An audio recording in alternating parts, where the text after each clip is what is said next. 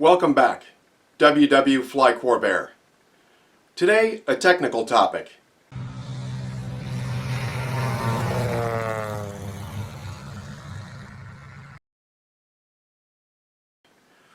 One of the normal maintenance procedures on the engine may involve moving the rocker arms to do work on the heads at some point, or do a valve adjustment of some type. The engine normally does not need any valve adjustment for the full length of the life of the motor.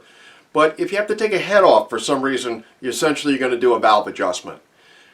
The point I'd like to make to people is when we normally teach people to assemble a Corvair motor for the first time, I have the engine on a nose stand, standing up vertically. This is how most aircraft engines are actually built. When you have the engine in this position, I always teach people to adjust the valves in this position. Mostly because without the oil pan on, it's easy to see the action of the lifters on the cam. They're visible from the bottom of the motor where the oil pan would normally be on a Corvair. With this, you can turn the engine around. The engine itself will be turning, the crank will be sitting still on the bench, and every 2 turns of the engine, because the cam is geared 2 to 1, will produce 1 full revolution of the cam, and the lifters will go through a complete cycle. When adjusting the valves this way, which is how we teach people to do it, you can make sure that neither lobe is lifting at that moment, and you can do the valve adjustment and set the preload on the lifters. Very, very important at this moment, you can check and verify that the push rod is in the center of the lifter. The push rod, naturally in this position, is easy to view with the oil pan on. And as you set it, and then you can check it and rotate the motor, you can make sure that the valve adjustment is correct. When taking a look at a completed valve adjustment, if you look down the row of head studs on the lower portion of the motor, the adjusted nuts should be very, very uniform, within 10 or 20 thousandths of an inch of each other. If you've got one that's showing 2 or 3 more threads than the other one, it's misadjusted, and you got to go back and take a look at it.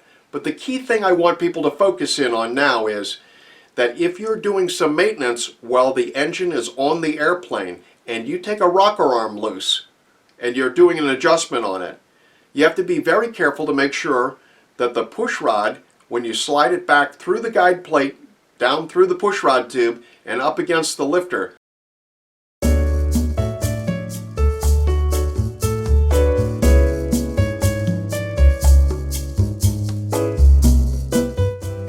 in my hand I hold a Corvair lifter. This end right here rides on the cam.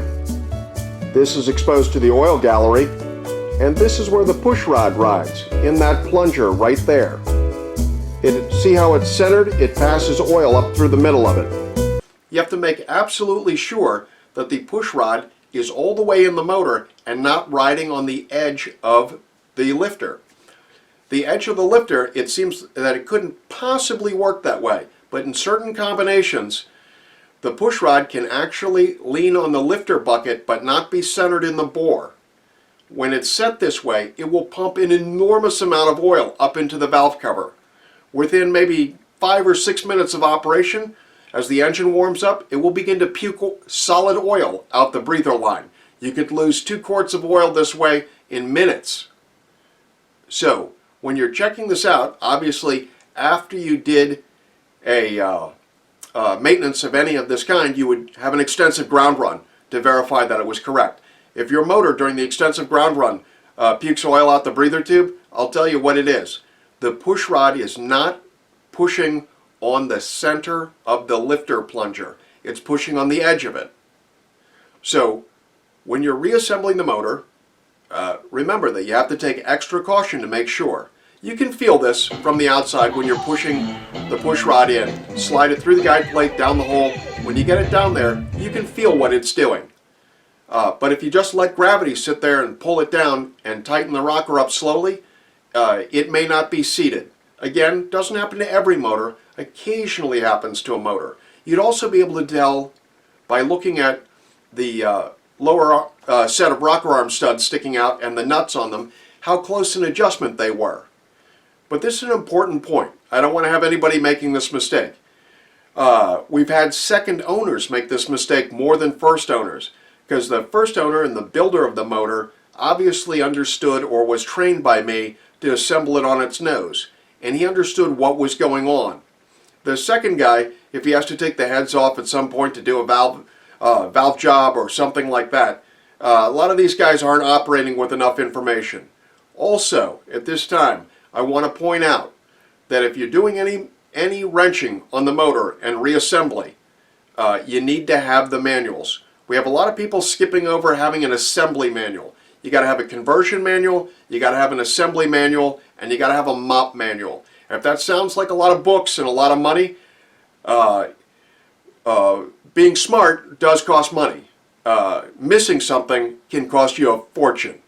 So just keep that in mind when you're doing this. So if you have any question about this, you can phone me up. But again, the whole purpose of this is to make sure that the push rod, when you're doing a valve adjustment and setting the rocker arms up, that the push rod is in the middle of the lifter, not riding on the edge. So get a good look at this and study this closely if you're doing anything on the rocker arms. Thanks very much. WW Flycorvair. If you like content like this, please remember to subscribe and hit the notification bell.